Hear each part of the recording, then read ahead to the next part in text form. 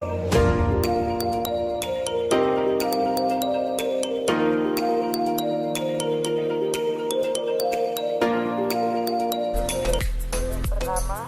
3 landasan utama filsafat pendidikan. 3 landasan utamanya yaitu landasan ontologis, landasan epistemologis, dan landasan aksiologis. Landasan ontologis atau yang sering juga disebut landasan metafisik merupakan landasan filsafat yang menunjuk pada keberadaan atau substansi sesuatu. Sehingga landasan ontologis memberikan dasar bagi pendidikan mengenai pemikiran tentang yang ada, yaitu pemikiran tentang Tuhan, manusia, dan alam semesta, dan corak pendidikan yang akan dilaksanakan sangat dipengaruhi oleh pandangan tentang yang ada tersebut. Landasan epistemologis pendidikan. Landasan ini juga disebut teori mengetahui dan pengetahuan. Epistemologi membahas konsep dasar dan sangat umum dari proses mengetahui, sehingga erat kaitannya dengan metode pengajaran dan pembelajaran. Perbedaan pendapat antara kaum realis dan kaum pragmatis memunculkan adanya kajian epistemologis terhadap jenis-jenis pengetahuan yang berbeda. Jenis-jenis pengetahuan tersebut adalah pengetahuan wahyu, pengetahuan intuitif, pengetahuan rasional, pengetahuan empiris, dan pengetahuan otoritatif.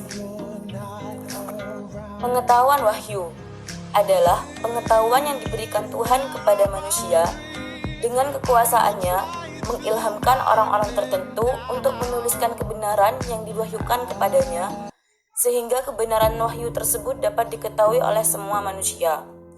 Yang kedua, pengetahuan intuitif merupakan pengetahuan yang bersifat pribadi atau pengetahuan yang tiba-tiba muncul dalam kesadaran berupa ide atau kesimpulan yang dihasilkan dari proses panjang bekerjanya pikiran bawah sadar.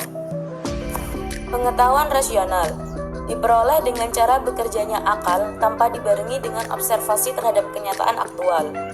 Dasar-dasar logika formal dan matematika murni adalah paradigma pengetahuan rasional. Pada pengetahuan rasional, kebenaran hanya dengan penalaran abstrak semata. Pengetahuan empiris adalah jenis pengetahuan yang sesuai dengan bukti-bukti indrawi, dengan penglihatan, pendengaran, penciuman, perasaan, dan pengecapan manusia membentuk pengetahuan mengenai dunia di sekitar. Dan yang terakhir, pengetahuan otoritatif, yaitu pengetahuan yang diakui kebenarannya berdasarkan jaminan otoritas orang yang menguasai bidangnya. Maka, landasan epistemologis memberikan dasar filsafati bagi teori dan praktik pendidikan dalam hal metode memperoleh pengetahuan.